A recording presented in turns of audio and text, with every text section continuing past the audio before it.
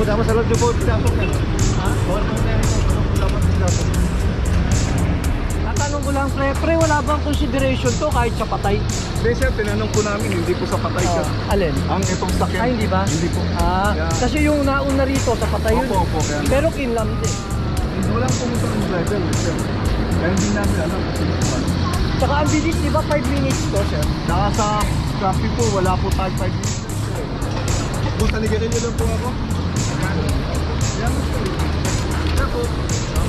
Okay, si Sir naninigarilyo lang daw. Pagbibigyan ko kasi lahat kayo dito. Yun nga po, hindi lang po ako taga-rito, hindi lang po ako talaga nag-stay dito. Naglalalamog lang po ako. Na kung saan, pwede tayo magparada. Ngayon po, 2023 na, sumunod po tayo sa batas trapiko. Huwag po tayo maging pasaway. Yun lang po, salamat.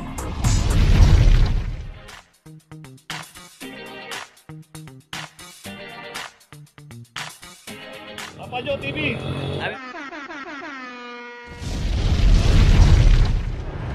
Location natin, Tomas Mapua, corner Laguna Street. At ito isang owner type jeep, walang driver, claim number 119. At saka yung isang Vios dito.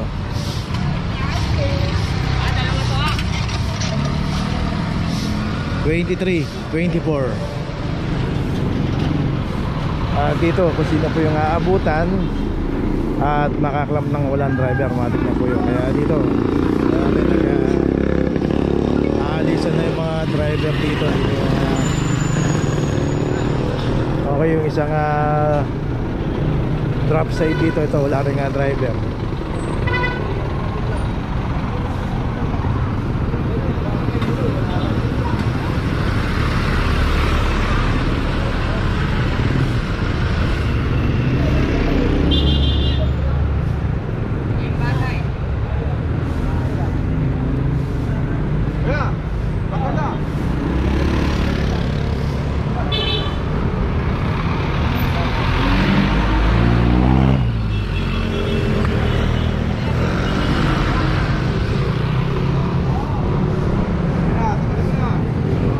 $23,57.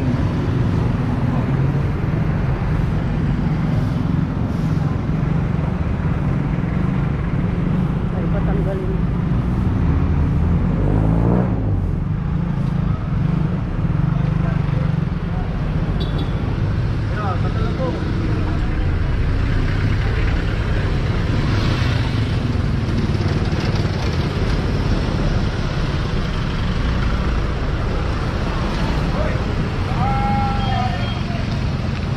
Iwan pa.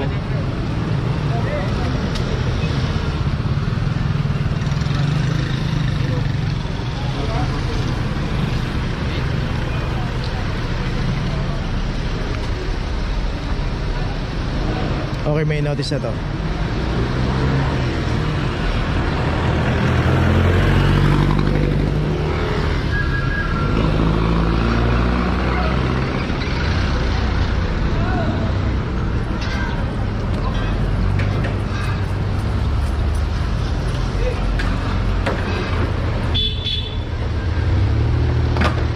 Okay, saka yung isang Starex din dito, ito nakaklam na $23,53.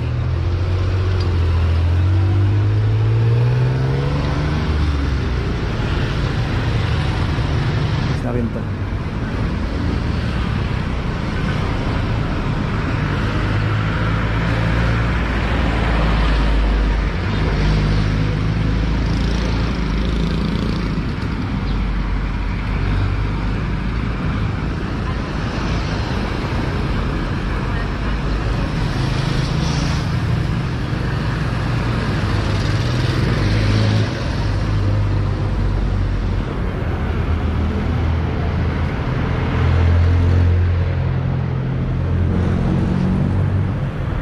$23,50.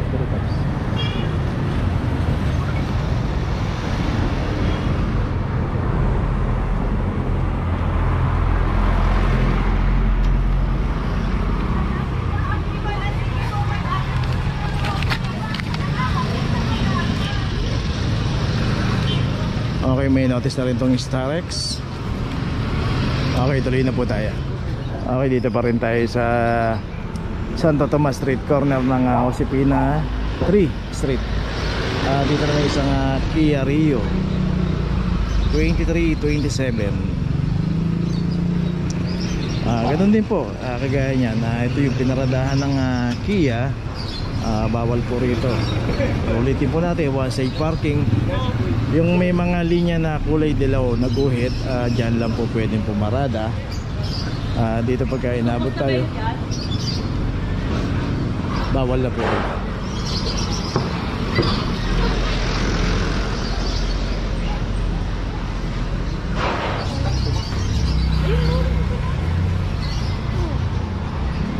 Pila 3. Ito masusupina yan. Okay, may notice na lahat. Tuloy na po tayo. Location natin Alfonso Mendoza, corner Alvarez Street. Dito isang Montero 2369. At ito wala rin nga driver. Makita natin nakatiklop pa yung side mirror nito.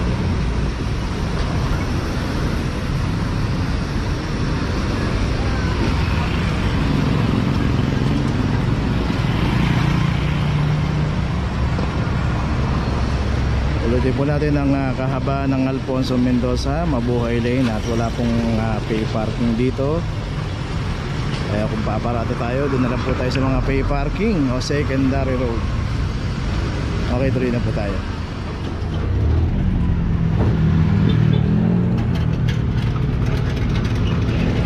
Okay, dito pa rin tayo, Alfonso Mendoza, corner ng Bangbang. Dito isang Toyota Hilux 2342.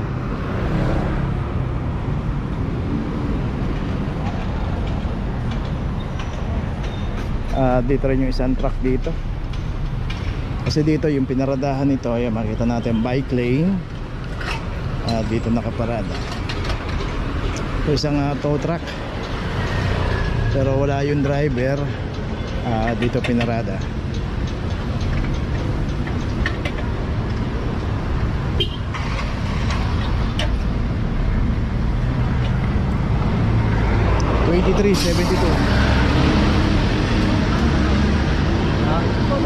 Opo, dapat sa loob yung po. Pinasok na. Ha? Bawal po tayo ito. Dapat pinasok. So ibababalan daw yung sasakyang karga nila, kaso yun nga dito nakaparada at wala yung driver sa loob ng sasakyan. At dito bike lane din yung pinaradahan kasi nila.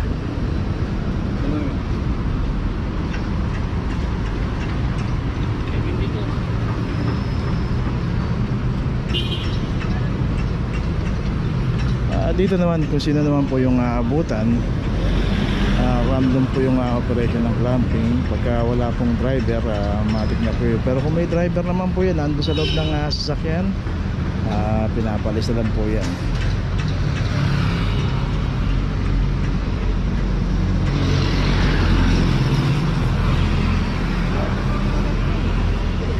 Naayos lang natin doon.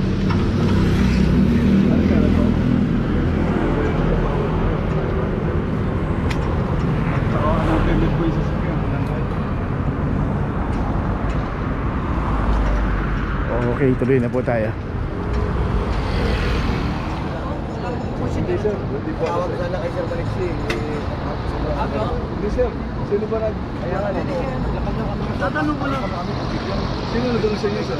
Tatanong ko lang, pre, wala bang consideration to kahit sa patay? Hindi sir, tinanong po namin, hindi po sa patay sir. Alin? Ang itong sakyan. Ay, hindi ba? Hindi po. Kaya- Kasi yung nauna rito sa patay yun. Opo, kaya- Pero kinlam din. Hindi kasi ang problema, may kasama tayo, may katabi. Saka, hindi walang pumunta ng driver, sir. Kaya hindi namin alam kung sino po.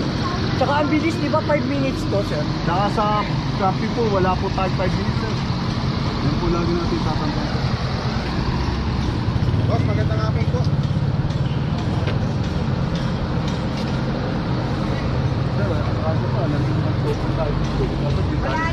So location natin na Bangbang, corner Alfonso Mendoza. Nililagyan mo.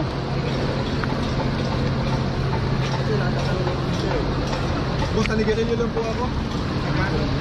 Yan mo sir. Ako. Okay, si Sir Nanikarillo lang daw.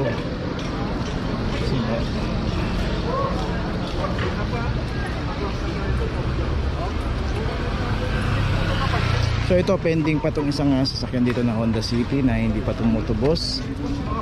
Dito naman yung isang Hindi na po ako taga Suzuki Ertiga 0024.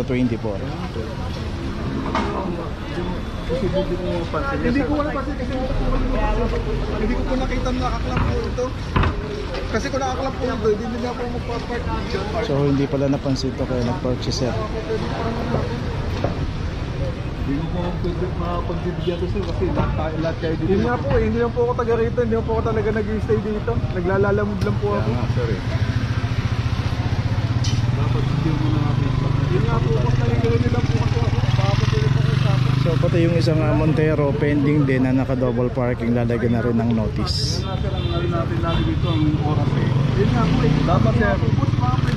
Dapat sir, bago tayo magparada, secure muna natin na nasa tamang pagparada po. Kasi sir, ang rason lagi natin, 5 minutes. Wala tayong oras sa clamping sir. Lagi niyo po tanda. Nakatingin lang naman po sa ano ko. Punta mo na sa officer sir ha. Sa dito na sir.